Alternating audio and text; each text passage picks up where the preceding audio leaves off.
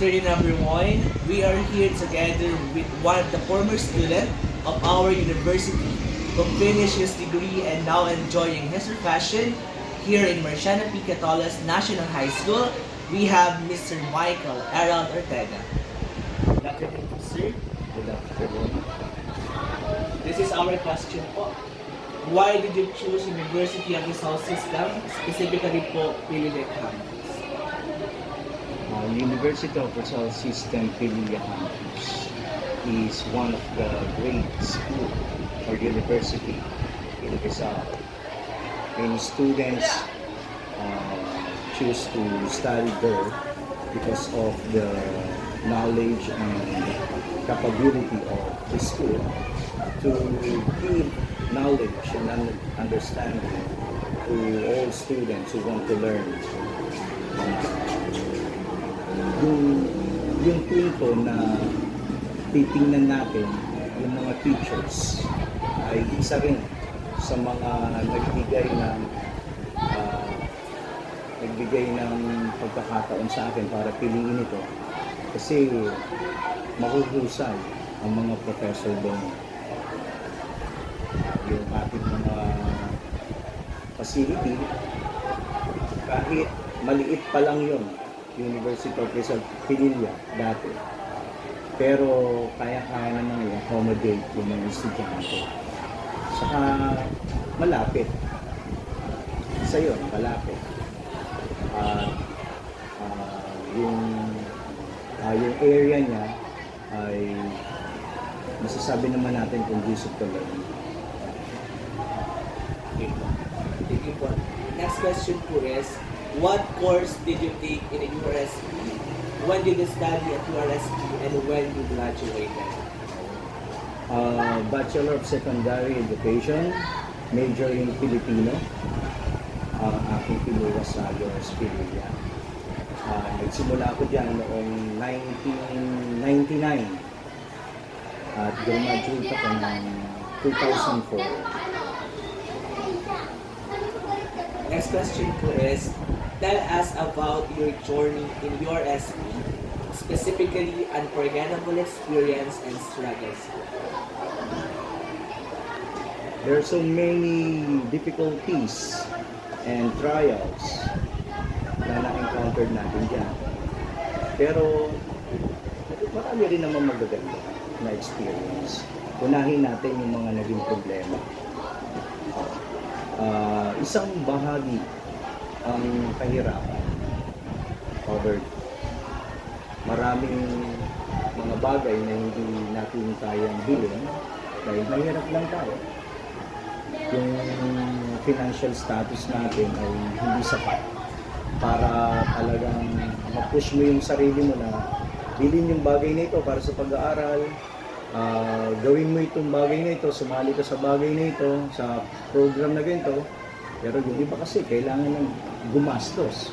Kaya napipiit mo yung sarili mo na tiisin ang sarili para hindi ka makagawa ng mga ganung bagay na gusto mong gawin. No? Yung kahirapan na yun, so talaga sa malaking problema na nakasama natin sa paglalakbay, lalo na sa journey natin sa pag-aaral.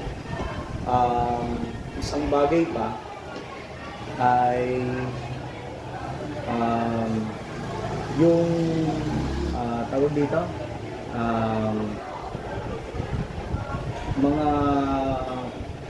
yung peers natin, yung mga kasama natin, kapag ikaw talaga ay nakasama ng mga kaibigan na medyo nakalisya doon sa iyong layunin na matuto, maiengganyo at maiengganyo kanila.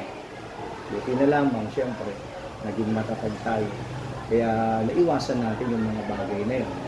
Sa tulong din ng ibang kaibigan na magtuturo sa iyo ng tamang direksyon para matapos mo yung pag-aaral. Ang isa sa mga hindi ko malilimutan na pag-aaral ko sa University of Rizal System Pililla ay nung ako ay nasa second year college na. Isang pagkakataon na magkakaroon talaga tayo ng demonstration teaching sa mga subject natin yan sa education. Ang major ko noon talaga is mathematics. Kasi I love math talaga. Ang kaso, iniready ko yung aking lesson plan. Siguro mga 2 weeks preparation. Gawa ko ng lesson plan, gawa ko ng mga instructional materials na gagamitin. Pero, kinausap ako ng advisor namin. Si Ma'am, pwede ko sabihin ng pangalan. Si Ma'am Edna Katapusan. Sabi niya sa akin, Errol, anong major mo? Mathematics po na. Sige, eto ang libro. Pagtingin ko, Filipino book. Ma'am, ano po gagawin ko dyan? Filipino ang ide-demo mo bukas. Ma'am, okay na po yung... Hindi, basta, gawin mo. Magde-demo ka, hindi. Filipino o mathematics. Masama ang loob ko. Kinuha ko yung Filipino po. Pagkatapos, masama ang loob kong gumawa ng lesson plan yung gabing yun, visual aid, pinag-aralan yung lesson. Hanggang sa dumating na yung araw. Nung kinabukasan, nag-demonstrate, nagpakitang turo ako. Demonstration teaching sa harap ng mga classmates ko. At okay naman. Nakaraos ng pagtuturo na binigyan naman ako ng mataas na marka. Pero masama pa rin ang loob ko. Kasi hindi yung major ko yung aking itinuro. Nung napansin ni Ma'am Katapusan na medyo masama ang loob ko, tinawag niya ako. Mr. Ortega, sa office ko, punta ka. Sunod naman ako sa kanya. Mukhang masama loob mo sa akin, ha? Sabi sa akin. Yes po, Ma'am. Opo. Eh bakit? Kasi po yung major ko po, Ma'am, na pinagandaan, yung lesson ko, ito po na ituro eh. 1 linggo, 2 linggo po yung inaral. Kasi hindi niyo po ako nabigyan ng pagkakataon na yun ang ituro. Eh yung binigay ko sa'yo, kailan mo ginawa? Kagabi po. Natapos mo? Opo. Di ba? Ganyang kakahusay sa larangang yan. Kung i-compare natin yung preparation mo ng pagtuturo sa mathematics, although nakaya mo yon, pero yung period nagpinrepair mo para maituro yung Filipino, mas kaya mo. Biglang pumasok sa isip ko na mas magaang nga para sa akin na ituro ang Filipino. At isang bagay pa na sinabi niya sa akin, yung talent mo about theater arts, ganyan, bihira mo yung magagamit sa mathematics. Pero pag nasa linya ka ng Filipino, magagawa mo na ibuhos ang kakayanan mo sa pagtuturo gamit yung talento. Kaya yun, nag-decide ako na maging Filipino major sa kabila ng paborito ko talaga mathematics. Yun yung isa sa mga hindi ko malilimutan dyan. Isang bagay pa na hindi ko malilimutan sa pag-aaral namin sa URSPD, yung mga classmates ko na talagang walang sawa na pagsuporta sa akin. Gaya na sinabi ko kanina, isang problema is kahirapan. Oo, napakatindi. Kasi mayroong pagkakataon doon na yung tuition fee ko binayaran ng mga classmates ko. Kasi ayoko na mag-aaral eh. Wala kasi akong pambayan. Pero magte-take ako ng exam, puro promissory note. Promissory note, sa ganitong buwan ko po babayaran. Hindi na naman ako makakabayad. Promissory note na naman. Noon, kada exam, nauobliga kami na magbayad. Siyempre, para maunti-unti, kailangan naman natin ng paaralan talaga yun. No? Pero ang pinambabayad ko, puro promissory. Dumating yung pagkakataon mo na hindi na ako makapag-aaral. Kasi yung promissory note ko, tumanim na sa puso ko yung hiya eh. Wala na ako halos mukha na iharap doon sa cashier na promissory note na naman yung aking ibibigay. Eh di hindi na ako pumasok 1 linggo. Yun. Pagkatapos ng 1 linggo, andun na yung mga tropa ko, yung mga classmates ko, mga barkada. Itago natin sila sa pangalang Tropang Abnoy. Yung Tropang Abnoy, mga bugok yun. Pero masarap. Kung nakakain ka ng abnoy, kung nakakain ka na, mga bugok na itlog yun, di ba? Pero masarap. Yun yung description ng aming tropa. Walang iwanan. Sabi sa akin, oh, ba't nandito ka? Eh, dapat nasa school ka ah. Eh, hindi na ako mag-aaral. Kaya-kaya nyo na eh, tuloy nyo yung pangarap. So, yung sabi hindi ka na mag-aaral. Sabi, inihagi sa akin yun, yung permit na makapag-exam. Saka yung resibo ng pinagbayaran. Walang babagsak sa atin. Walang maiiwan sa atin. Lahat tayo gag-graduate. Hanggang sa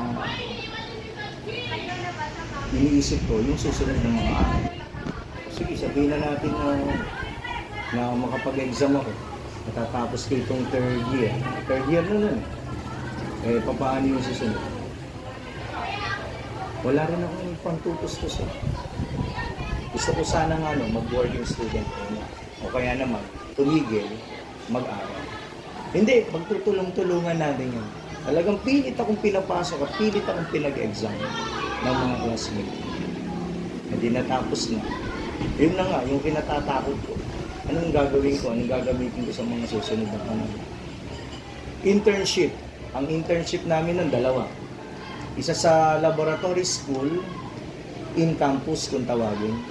At saka isang off-campus. Kung pupunta ka na sa mga public school sa labas. No?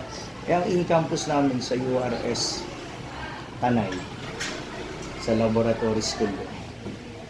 Hindi yung pamasahe. Balik-balik.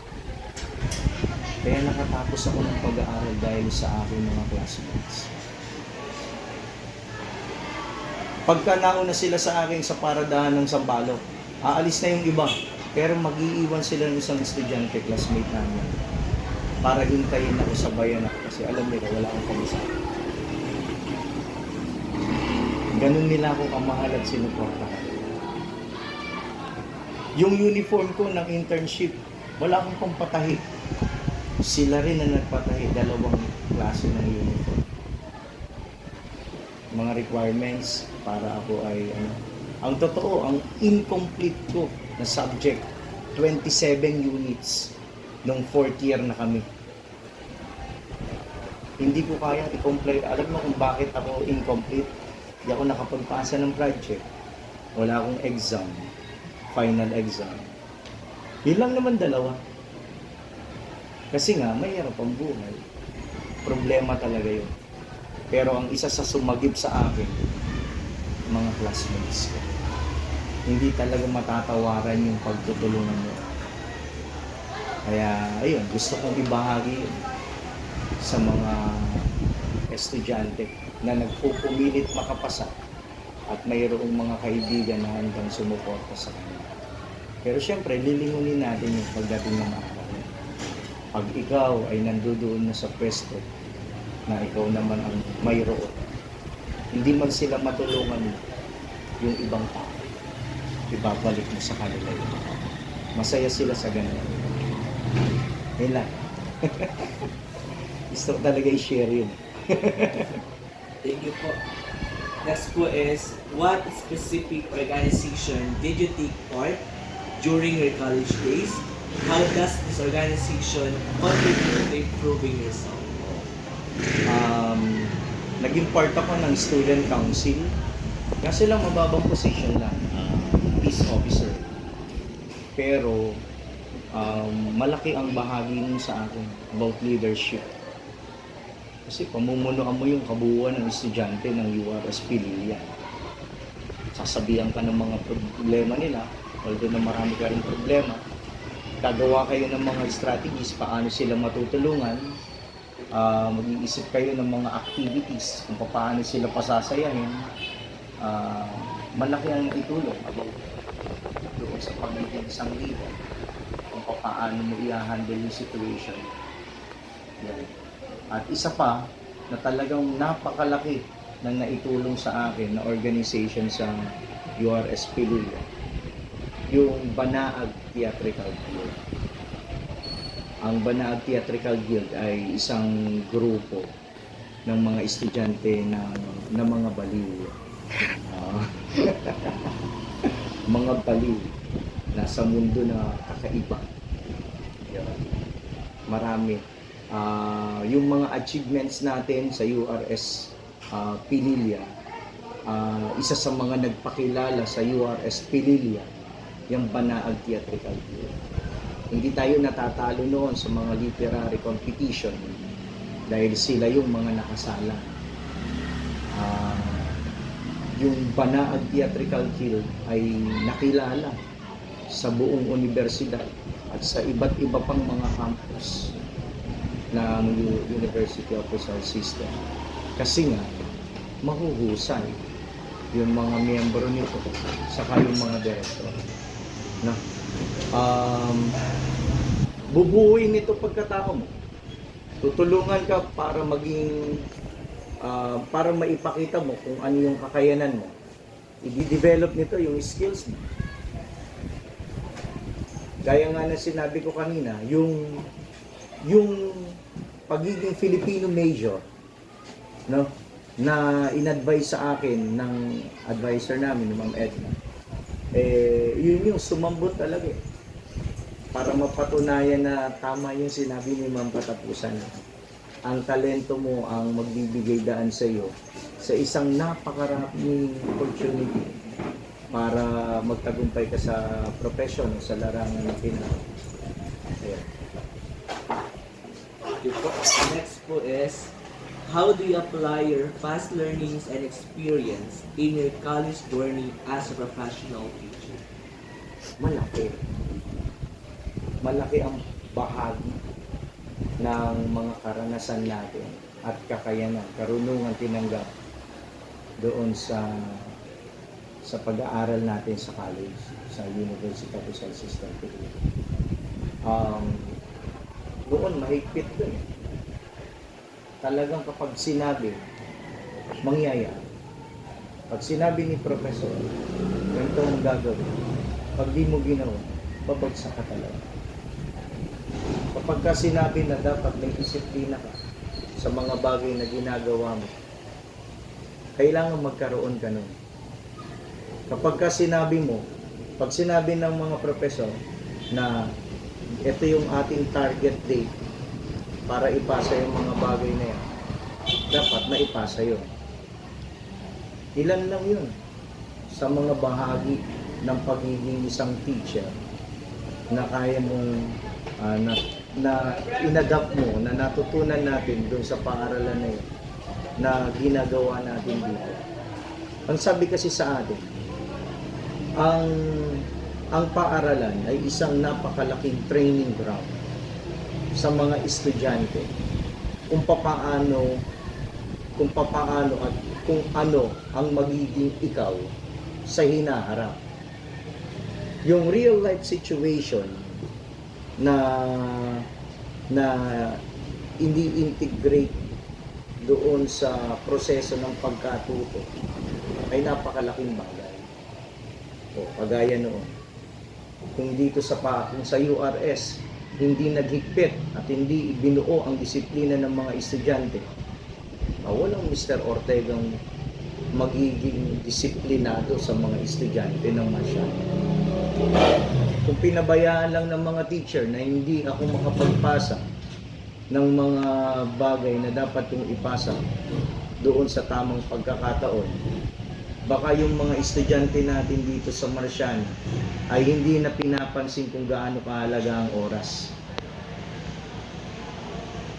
Kung hindi natin natutunan sa University of Rizal System, Pililla Campus, yung mga kakayanan, talento, karunungan, baka wala tayong ma-develop na bata dito sa Marciana na mayroon din ganung kakayanan.